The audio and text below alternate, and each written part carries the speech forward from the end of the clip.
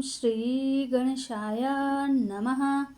नमस्कार दोस्तों, आप सबका स्वागत है मेरे YouTube चैनल कृष्णा की करुणा पर। दोस्तों, कार्तिक माह का पवित्र महीना शुरू हो चुका है। कार्तिक मास को धर्म, भक्ति और साधना का महीना कहा गया है।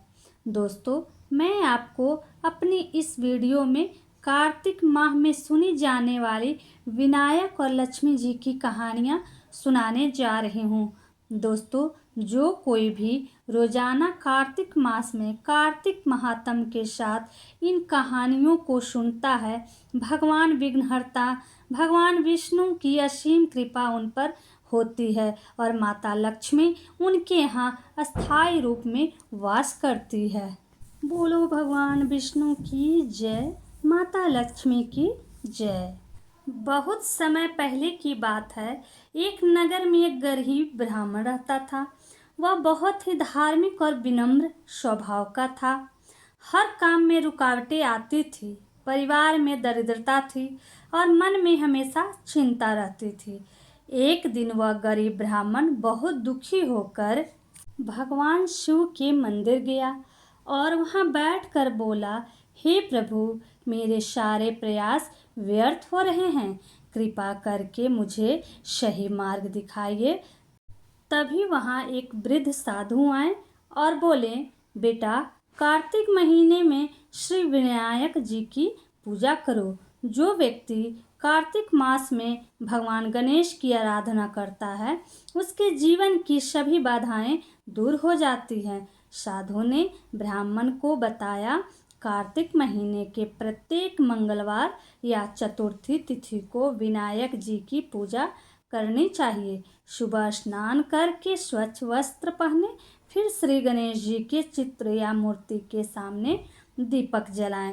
मोदक, दुर्वा घास, गुड़ और घी से भोग लगाएं। फिर विनायक जी की यह प्रार्थना करें, वक्रतुंड महाकाय सूर्यकोटि संप्रभा, निर्विघ्नं कुरु मे देवा सर्वकार्येषु सर्वदा।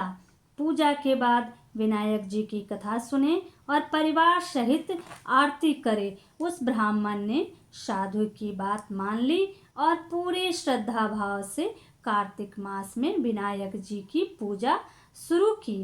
जैसे जैसे दिन बीतने लगे, उसके जीवन में बदलाव आने लगा। जहाँ पहले असफलता थी, अब सफलता मिलने लगी। घर में सुख शांति आने लगी और उसके जीवन की सारी बाधाएं दूर हो गई। तभी उसे एहसास हुआ कि सच्चे मन से की गई पूजा का फल अवश्य मिलता है। उसने विनायक जी को धन्यवाद दिया और संकल्प लिया कि हर वर्ष कार्तिक महीने में उनकी पूजा जरूर करेगा। दोस्तों, अब आगे की वीडियो में जान लेते हैं माता लक्ष्मी की कथा को। एक समय की बात है, एक बहुत ही आलसी और अस्वच्छ स्त्री थी। वह स्त्री न घर की साफ सफाई करती थी, न ही पूजा पाठ करती थी और हर काम में टाल मटोल करती थी। दोस्तों, कार्तिक महीने की एक शाम जब माँ लक्ष्मी जी पृथ्वी पर भ्रमण कर रही थी, तो उन्होंने देखा कि कुछ घरों में दीपक जल रहे हैं, साफ सफाई है और भक्त माँ का स्वागत कर रहे हैं। परंतु उस आलसी स्त्री के घर में अंधेरा और गंदगी थी। माता लक्ष्मी वहीं से लौट गई।